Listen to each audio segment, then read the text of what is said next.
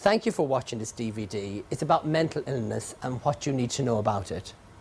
It's part of helping people understand these conditions better and to bring about a change in people's attitude towards those who have a problem. Anyone with an illness needs people they can rely on, and this applies to mental illness as well.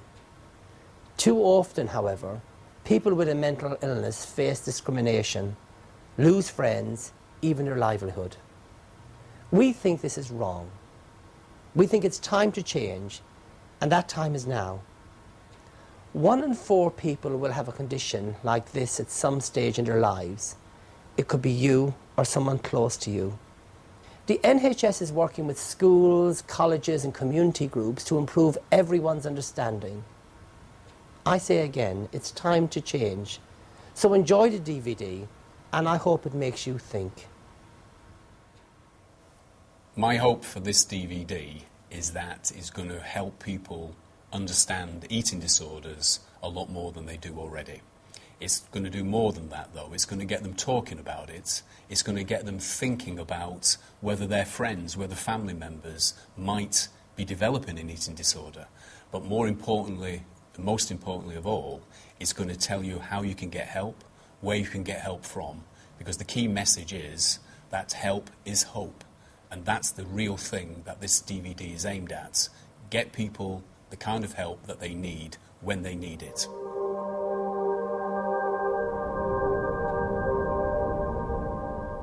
My name is Lauren and I'm 24 and my condition is anorexia nervosa. My name is Laura, I'm 22 years old and I suffer with anorexia nervosa.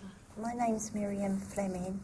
I'm 38 years old and my condition is bulimia. It began, if my earliest memory was receiving photos from my 18th birthday party, and I was horrified to see that I was bigger than all my friends. I'd gained a lot of weight and I decided to go on a diet, and it was very innocent. I was working sort of two different jobs and going out, so I sort of ended up skipping meals and sort of just eating less and less, really. Also started at a gym, which had never happened before. Started going twice a week with a friend. It was a very social event. My target was always 9 stone.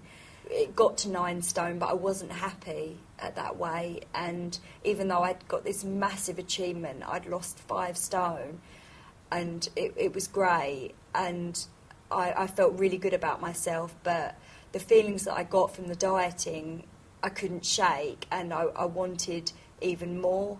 So I set myself a new target of 8 stone, and once I got to that, it seemed so easy that I thought, actually, I've still got a bit of fat around my hips, still got quite big thighs. I think I'd like to go to maybe 7 stone, and then it just spiralled from there.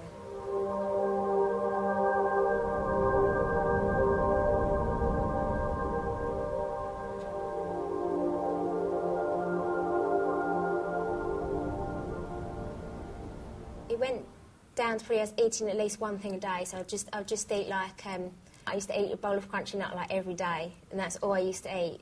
And then eventually I'd miss out a few days, and it's like, I'll see how long I could go without having anything to eat. You develop this hard skin where you feel like no one knows anything about what you're doing.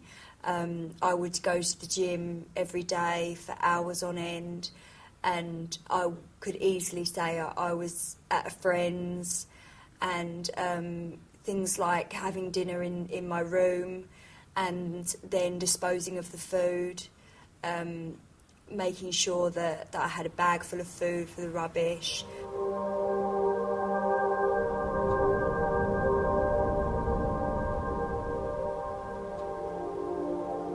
I was then just went down to just eating 1 slice of toast sort of every 7 days.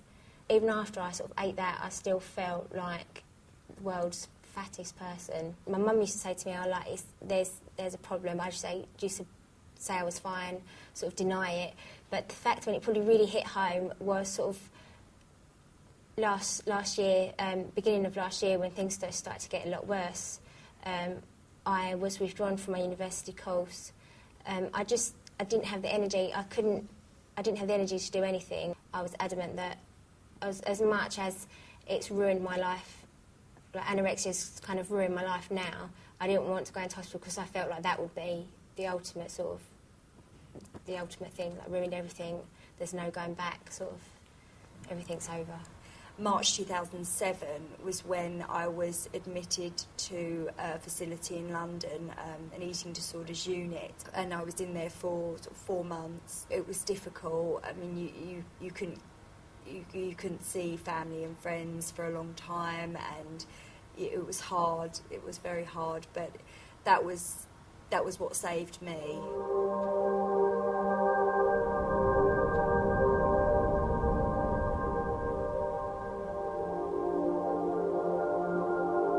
My name is Andrea Wilson, and I'm the team manager of the Child and Adolescent Mental Health team in Grays. Someone who's anorexic is trying to take control of their lives, so they're controlling what they eat.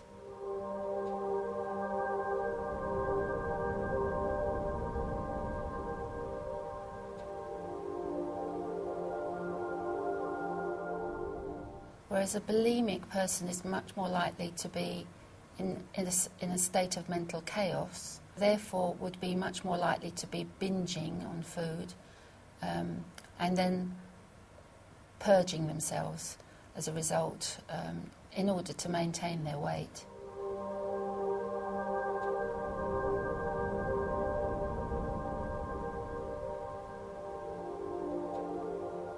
My eating disorder probably started when I was about 15. As you can see, I look quite normal and a little bit overweight. So when I have my binges, people don't really understand what I'm doing. The food I use or eat when I'm usually on a binge is like cakes and biscuits and pies, anything that doesn't really need cooking. Never something that I enjoy. At the moment, I have got really bad problems with my stomach, which I believe is through being bulimic, because when I actually make myself sick now, I'm actually bringing blood up when I make myself sick. So I have to go to the hospital and have to get that sorted out.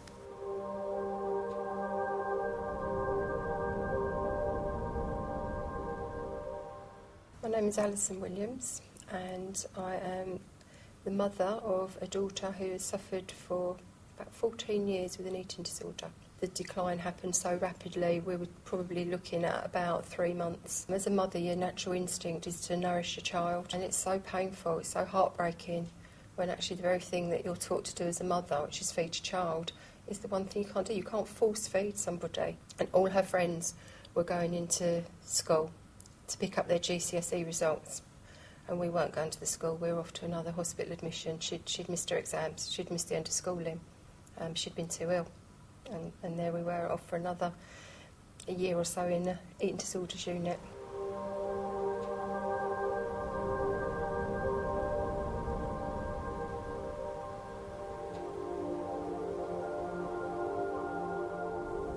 I didn't want to, my relationship to end. Our aim was to sort of get married in 2010, which probably won't happen now. I'd prefer to make a full recovery. I don't really have a social life. I find it very hard to eat with people. And if I do eat with people, I have to punish myself really badly afterwards. So in the way that I feel, it's better not to put myself in those situations where I can get uncomfortable and angry with myself. It's often parents burying their heads in the sand, and children also, siblings, friends. It's that thrives, and it promotes the illness in a way, and it enables it to live on because no one is confronting it. And you get so used to lying that it becomes like the norm.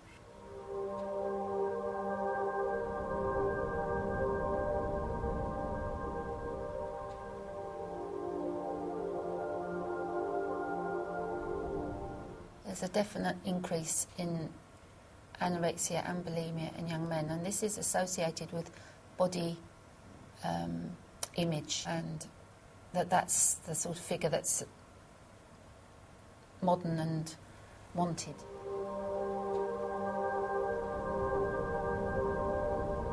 There's still this huge stigma about mental illness, and right back then, even family, I'm not saying, what the problem was. It was like, we're not going to talk about that. And Lauren and I decided actually where we were going to talk about it, that we didn't see why it should be something to be ashamed of or covered up, and we were going to talk about it. I do believe there's more focus on anorexics because you can actually see that they've got a problem.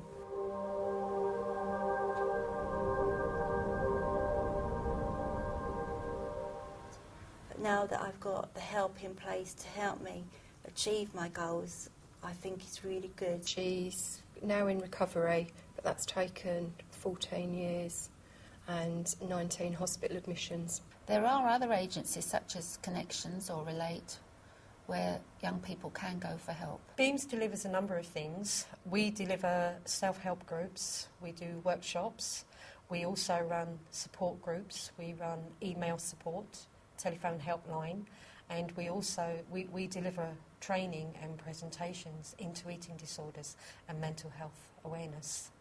If they don't feel they can go to their GP, they could talk to their school, so they could talk to a teacher or to the school nurse. They could ring the Eating Disorders Association, or they could even ring such things as Childline, where or parents could ring Parent Line, where they will get help and advice. What I could say to anyone watching this, if they did have any type of problem, that nothing is too trivial. If you seek help at an earlier stage. One of the strangest things about mental health is that people need to talk, but they're very often frightened to death of raising the subject because they fear how their friends might react. On the other hand, if your friend wants to talk to you, you can be a little bit frightened about the kind of pain your friends might be in, and you might be worried about it. But there are some very basic steps, what we call mental health first aid. So if your friend approaches you, it's very, very important that you listen, encourage them to talk, always reassure them, encourage them to think about getting some NHS help, or you can encourage them to find out more about this thing that's worrying them, particularly self-help.